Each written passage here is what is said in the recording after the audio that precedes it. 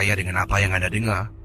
Anggaplah semua hanya sekadar hiburan dan tidak ada sesiapa yang boleh mengesahkan kebenaran kisah-kisah yang diketengahkan dalam Misteri Jam 12 di Radio Ria 897 FM bertemankan saya DJ KC. Anda boleh cari saya di Facebook DJ Space KC ataupun DJ Jarak KC. Ya, boleh cari kami di Facebook Ria RIE 897 FM untuk anda dapatkan ataupun ikuti kami di media sosial. Anda juga boleh ikuti saya di Instagram DJKC897 di IG. Baik, kisah seterusnya ini ingin saya kongsi dengan anda. Seorang pendengar dari seberang tambak berkongsi beliau pernah termasuk kawasan perkampungan Bunian. Katanya, entah benar atau tidak, tapi katanya, saya pernah sesat dan masuk perkampungan Bunian. Kejadian ini berlaku ketika usia saya 22 tahun, Casey. Sekarang ni saya dah pun berusia 29 tahun dan dah pun berumah tangga. Ketika usia 22 tahun, satu kejadian aneh pernah berlaku pada diri saya. Sebelum itu, saya nak beritahu para pendengar, terpulanglah kepada semua nak percaya ataupun tidak dengan pengalaman peribadi saya. Dan niat saya bercerita ni pun bukan nak menunjuk-nunjuk, bukanlah nak riak, bongkak, tidak. Sememangnya ini rancangan Misteri Jam 12 dan ini perkara misteri yang berlaku pada diri saya. Casey gunakan nama samaran saya sudahlah. Nama saya Wafi, bukan nama sebenar. Saya ini sejak kecil, Casey. Sejak usia saya kecil, saya telah pun mendapatkan pendidikan agama, alhamdulillah yang secukupnya. Malah pada usia saya 15 tahun, saya pun sudah menghafal Al-Quran. Jadi ada kalanya, saya diundang untuk pergi ke rumah orang untuk membaca Al-Quran. Adalah sedikit upahan yang saya dapat. Biasalah, upahan ini saya simpan. Saya pun bukan daripada keluarga yang senang, katanya Wafi. Satu hari itu, saya sedang berjalan sebenarnya. Daripada sekolah, berjalan kaki nak pulang ke rumah. Saya ini adalah pendengar MJ12, berasal daripada Kelantan. Saya suka dengan rancangan ini. Dari sekolah berjalan kaki ke rumah, memakan masa lebih kurang 20 minit, akan sampai ke rumah. Waktu tu saya pulang sekolah agak lewat kerana ada kegiatan luar darjah selepas sekolah. Jadi hanya selepas waktu asar saya baru pulang. Jalan kaki, tiba-tiba saya dihampiri oleh seorang lelaki. Seorang lelaki pada usia saya, katanya di sini sekolah menengah. Dia tak beritahu usia berapa, tapi pada usia beliau sekolah menengah. Dihampiri oleh seorang lelaki. Lelaki ini datang dan beritahu saya, katanya, "Nak, anak ni hafal Al-Quran." "Ya, cik." "Alhamdulillah. Nanti boleh tolong pak cik tak datang rumah pak cik untuk baca Quran?" Saya pun mintalah butiran lanjut dan sebagainya. Dipendekkan cerita, daripada usia saya belasan tahun sampai usia saya 22 tahun, saya kerap kali pergi rumah pak cik ni baca Quran dalam rumahnya.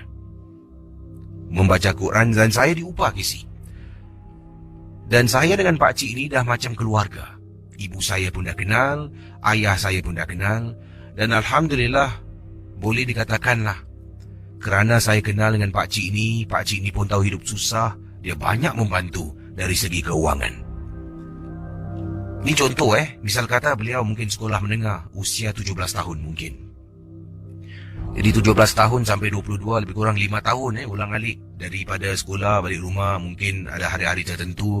Beliau tidak, Wafi tidak menjelaskan berapa kerap, seminggu sekali ke, seminggu 2 kali, sebulan sekali ke pergi ke rumah pakcik. Tapi ketika usia 22 tahun ni, kejadian ini berlaku ketika dia nak pergi rumah pakcik. Saya dalam perjalanan pergi ke rumah pakcik, pada waktu itu saya nak kejarkan waktu maghrib. Sebabnya saya pulang ke rumah lewat. Jadi ada sesuatu berlaku di rumah. Ibu minta tolong. Saya pun dah janji dengan pakcik. Pakcik itu kata pada saya, Wafi datang rumah pakcik kita solat maghrib bersama, kemudian kita baca Quran. Boleh cik?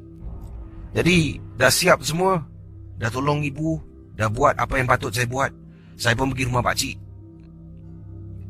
Waktu tu dah ada kesenangan sedikit Casey. Adalah motosikal kecil, kata Wafi. Saya pun keluar tonggang motosikal saya ni. Selalunya jalan kaki Casey. Dah start enjin motosikal ni. Cuba.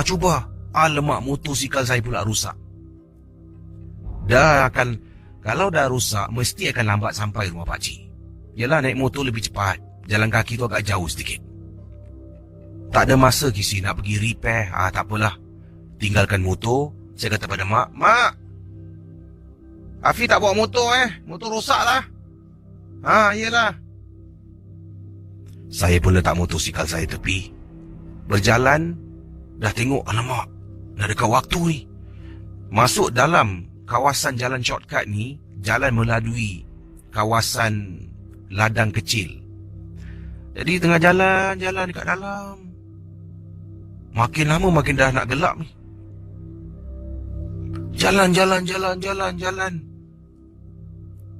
Saya macam, kenapa tak jumpa ni? Jalan cari belok sini, tak sampai-sampai. Jam pun tak tahu pukul berapa. Yalah Casey, hidup susah. Mana ada handphone semua. Jadi jalan, aku rasa dah macam naik 40 minit gitu jalan. Selalunya dari rumah saya pergi rumah pakcik dalam setengah jam paling-paling lah boleh sampai. Itu masa kecil Casey. Ini dah tua. Langkah lebih jauh lebih besar. Tak sampai-sampai. Jalan pun saya jalan laju. Jalan. Akhirnya saya penat. Penat sangat. Saya pun duduk seketika. Kemudian kedengaran, Allahu Akbar, Allah. Ada orang azan Casey. Astaghfirullahalazim, dah masuk maghrib, aku belum sampai. Ya Allah, kesian pakcik tunggu aku. Jadi bila dengar azan, nampak dekat ujung tu surau. Tak apalah Casey, waktu azan maghrib ni pendek. Kalau saya jalan juga nak cari jalan keluar, mesti akan terlepas maghrib. Saya pun pergi dekat surau tu. Pergi dekat surau, saya mula solat berjemaah dengan orang-orang yang dekat surau. Hati ni tak tertanya ini orang dari kampung mana ke, surau ni dekat mana, tak ada. Tahu maghrib, masuk, ambil wuduk, saya pun solat berjemaah beramai-ramai. Setelah solat, katanya, Pak Imam, jemaah semua, alhamdulillah, terima kasih pada yang ada solat. Ya, sekarang ni kita nak tunggu waktu isyak. Apa kata kalau sama-sama kita membaca Al-Quran beramai-ramai? Okey, duduk Casey. Saya pun tak apalah. Duduk kejap lah, tunggu isyak pun sekejap. Duduk baca ramai-ramai, baca. Kemudian saya tak pegang Quran. Saya baca. Ada yang pegang Quran, ada juga yang tidak memegang, mungkin menghafal seperti saya. Baca, saya hayal lagi baca Quran. Baca dan baca. Kemudian saya perasan, aku ni macam dah banyak kali dan baca sampai habis 30 juz. Macam rasanya macam dah berkali-kali baca Casey. Tapi masih ada tempat yang sama, dalam surau yang sama, seolah-olah sedang menantikan waktu isyak yang tak sampai-sampai. Sampaikan saya berdiri seketika, saya keluar daripada surau. Keluar dari surau, kemudian saya dengar orang panggil, Afi! Ada orang cari saya Casey. Wafi memberitahu. Saya pejam mata. Saya istighfar, membaca ayat kursi dan niat, ya Allah, ya Tuhanku, kalau ini bukan tempatku, kembalilah aku ke tempat asal. Saya buka mata. Surau yang ada dekat belakang saya hilang, Casey. Saya sebenarnya dah semalaman duduk dalam hutan. Semalaman. Orang cari saya. Dan hanya pada waktu subuh, sebelum azan subuh berkumandang, saya dengar mereka memanggil saya. Saya keluar, mengikut suara, dan mereka berjumpa saya. Itu pengalaman yang tak dapat saya lupakan ketika usia 22 tahun. Saya tidak pasti sebenarnya kenapa dan bagaimana agaknya boleh saya sesat sampai mungkin termasuk perkampungan orang Bunian. Okey, saudara pendengar Ria 897, itu kisah dari Wafi, bukan nama sebenar, dan katanya bukan niat untuk riak bongkak, hanya berkongsi pengalaman pribadi beliau. Sekarang usia 29, waktu kejadian ini berlaku usia 22 tahun. Bayangkan dia berkongsi pengalaman benar ataupun tidak. Ingat, rancangan ini hanya sekadar hiburan saja. Itu mungkin satu imajinasi yang dikongsi sama oleh Wafi. Terima kasih pada semua yang sedang mendengar Misteri Jam 12 bertemankan saya, Casey, dalam rancangan ini. Dan anda sedang mendengar Radio Ria 897 FM dari Singapura. Dan rancangan nombor 1 pastinya setiap malam menemani anda. Ini kiriman daripada Nurdiana yang ketengahkan peristiwa yang disebutkan di sini. Kata Nurdiana, beliau pernah diikuri oleh sesuatu sampai masuk ke dalam rumah yang mana beliau tak tahu. Cuma beliau sering rasakan macam ada benda ikut. Dia tak tahu, tapi yang selalu nampak dan kena ganggu adalah pembantu rumahnya. Jadi inilah kisah saya nak kongsi dengan anda sebelum kita berehat dengan beberapa buah lagu dalam Misteri Jam 12. Assalamualaikum kepada semua pendengar Misteri Jam 12. Saya Diana ingin berkongsi peristiwa ini. Saya sering keluar balik malam. Dan inilah yang saya lakukan kerana saya pada waktu itu tidak mempunyai kerja yang tetap. Usia masih muda, Casey. Masih muda. Jadi kalau keluar jumpa dengan kawan-kawan, dengan girlfriend saya akan balik malam. Kalau malam tu 12.30 malam, ada kala pukul 1 pagi sampai rumah. Mak saya bising. Seringkali mak saya akan marah. Benda yang samalah dia akan litirkan. Kau ni carilah kerja. Tak kerja balik malam. Kau tahu tak, kau balik malam-malam macam ni, hari-hari macam ni, benda ikut kau baru tahu. Itulah nasihat yang saya ingat. Sebab setiap kali dia marah saya, benda yang sama, ayat yang sama akan dia keluarkan. Cari kerja balik malam, benda ikut. Cari kerja balik malam, benda ikut. Itu saja. Yalah, Casey, baru habis sekolah. Pada waktu itu baru habis sekolah, kerja pun, kalau ada kerja nanti saya ada dapat panggilan daripada tempat kerja saya. Saya ni part time, akan datang kerja lah. Kadang untuk 2-3 hari. Lepas tu, okey, tak diperlukan, saya tak kerja. Begitulah kehidupan saya. Jadi saya keluar balik malam. Sampaikan pembantu rumah saya ni, dia begitu rapat dengan mak saya. Saya ni pada waktu itulah saya akur. Agak kurang ajar sedikit. Biadab sikit saya terhadap pembantu rumah. Pembantu rumah saya panggil saya No. Jadi dia kata, No, dengarin kata ibunya. Jangan pulang lewat malam. Enggak bagus, enggak baik. Kemudian saya panggil Bibi. Bibi apa tahu? Bibi pergilah buat kerja Bibi. Jangan masuk campur hal rumah tangga orang. Kerja Bibi kan untuk jaga adik, jaga rumah ni, bersihkan. Saya balik malam kau berapa ke Bibi susah apsal. Kemudian Bibi tu menjawab lagi, nanti ia akan menyusahkan kamu, keluarga kamu. Saya marah Bibi. Beberapa hari kemudian, Bibi saya sedang duduk dekat ruang tamu, Casey. Saya balik, buka pintu. Astaghfirullahalazim. Ya Allah, Bibi. Takutkan orang lah Bibi ni. Kenapa tak tidur lagi, Bibi? Saya marah Bibi. yang tengah duduk dekat ruang tamu dalam keadaan gelap, Casey. Saya pun tanggalkan sepatu. Bila saya buka lampu, lampu menyala. Dekat ruang tamu tak ada orang. Saya terhenti seketika. Cari mana bibi saya. Bik. Saya pergi bilik bibi. Saya buka pintu. Tengok bibi saya dekat atas katil sedang nyenyak tidur. Tapi tetap saya tak percaya. Saya tutup pintu. Oh, nak takutkan aku balik malam. Besok pagi, jam 11 saya bangun. Kemudian, saya tanya pada bibi. Bik, semalam kamu ya duduk di sini?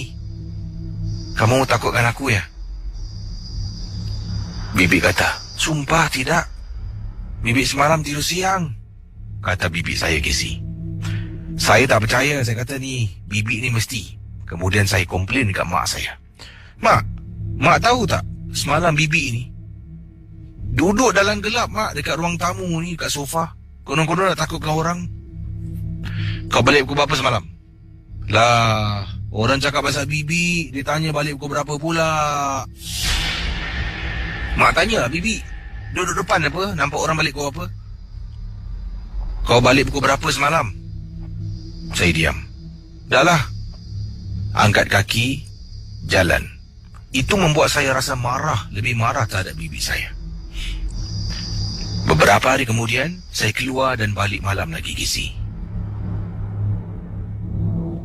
Buka pintu dekat ruang tamu. Casey nak tahu, dekat sofa saya, kali ini ada 3 perempuan tengah duduk. Buka, dalam gelap nampak, Casey, 3 orang perempuan tengah duduk dekat ruang tamu. Saya tersintak, terpekik. Saya terus buka lampu. Susuk tubuh 3 perempuan hilang.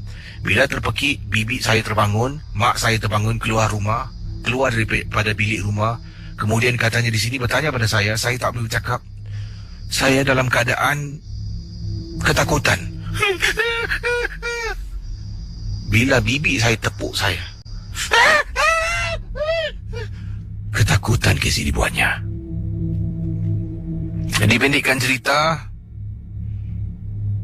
mak saya tengok jam. Biasalah, kena beliti, kena marah.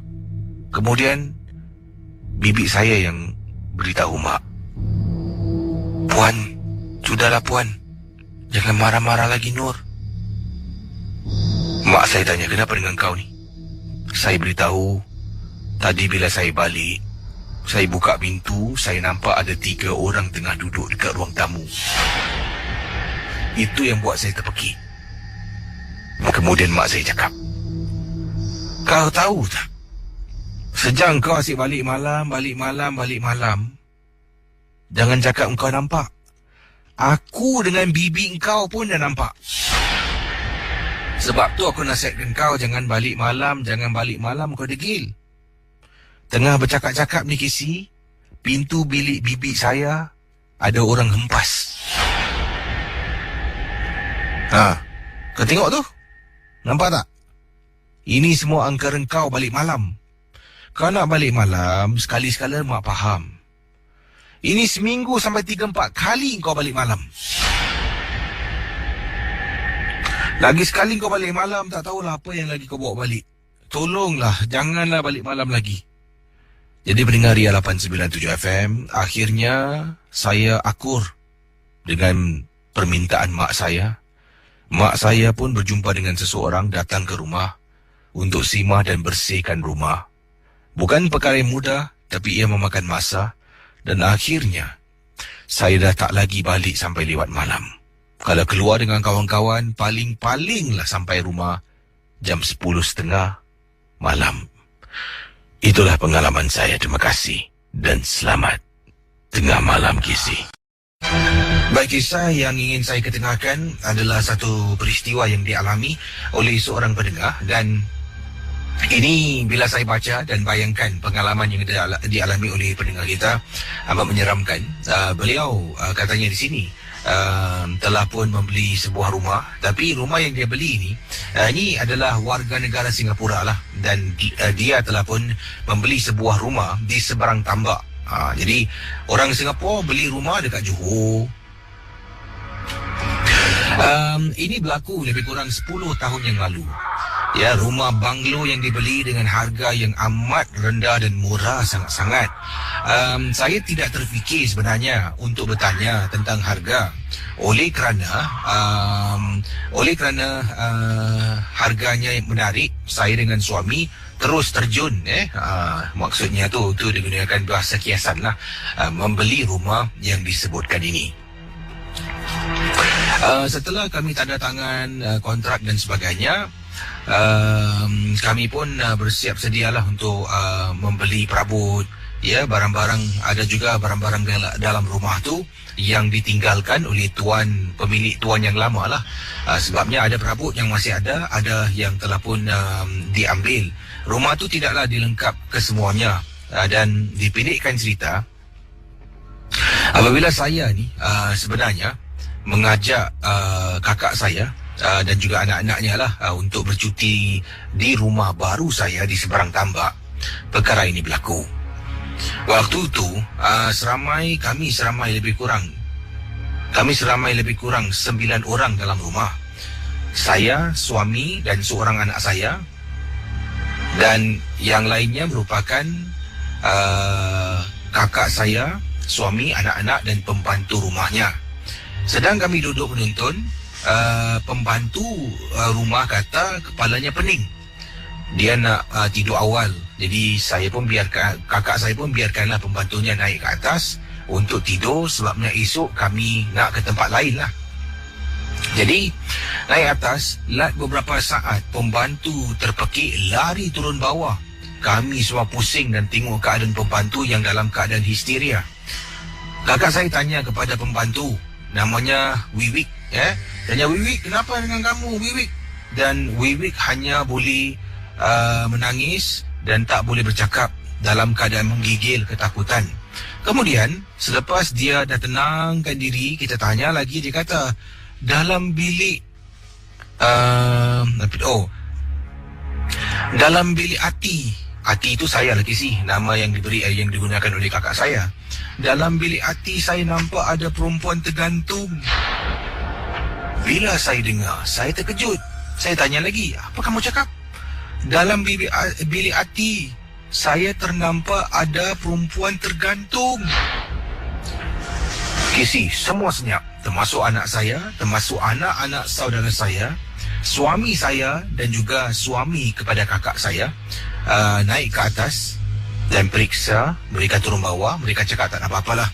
Dan tiba-tiba malam yang ceria tu menjadi muram, menjadi sedih, menjadi takut setelah Wiwik turun bawah dan mengatakan sedemikian. Kami mulanya tidak percaya, tapi Wiwik mati-mati tak nak naik atas. Setelah lewat malam tu, semua dah mengantuk, masing-masing masuk ke bilik masing-masing. Saya masih tertanya-tanya dengan suami, bang, apa Wiwik cakap tu betul ke? Tak ada apa-apa lah, mana ada apa-apa, bilik kita ni okey je.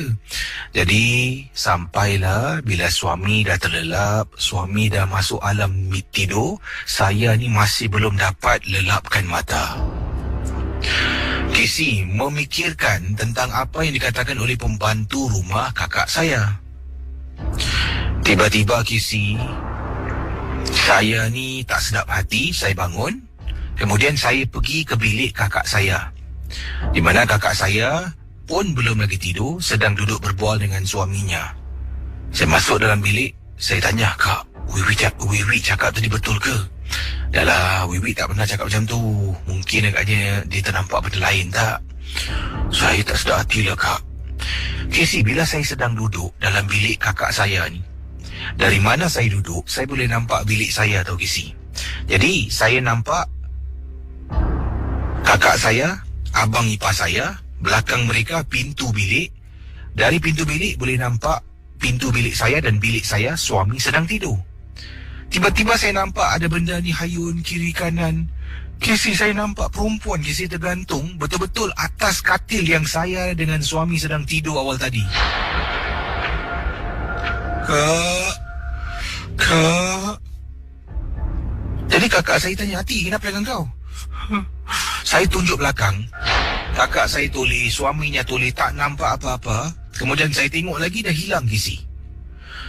Dan bila masuk dalam bilik tu, kita periksa, betul-betul dekat atas katil, ada satu macam paku dan hook. Mula-mula bila kami sampai, kami ingatkan itu paku yang cangkuk tu tempat buai budak-budak. Mungkin agaknya itu tempat sesuatu yang menakutkan pernah berlaku.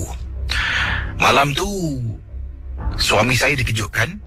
Malah abang ipar saya tolong tarik dan cabut cangkuk di atas dinding dalam bilik saya dengan suami. Tapi tidak berjaya. Oleh kerana dah malam, takut nanti bising sangat, terpaksa tunggu pagi. Jadi suami pun tak nak tidur dalam bilik tu. Suami tutup pintu bilik. Kami tidur di satu lagi bilik yang lain di tingkat yang sama. Malam tengah tidur kisi, dengar bilik kami sebelah, macam orang tengah bertukang. Bunyi bising sangat, bunyi ketuk beberapa kali. Setelah pagi, suami dengan abang ipar jubah, akhirnya cangkuk tersebut terlepas daripada siling bilik kami. Saya tak berani nak tanya jiran-jiran sebelah tentang sejarah rumah tu, sebab takut berita-berita buruk yang bakal saya dengar. Saya cuma letakkan memori hitam ni ke belakang dan tidak ingin sama sekali mengingatkan apa yang berlaku. Terima kasih dan selamat tengah malam, Casey. Baik, macam-macam kisah saya terima. Dan awal tadi katanya kisah yang diceritakan, bayangkan rumah yang dibeli dengan harga yang rendah sangat-sangat. Wah, everything must grab tapi adalah baggage yang awak kena kena ambil. Baik, selamat tengah malam kepada semua pendengar Misteri Jam 12.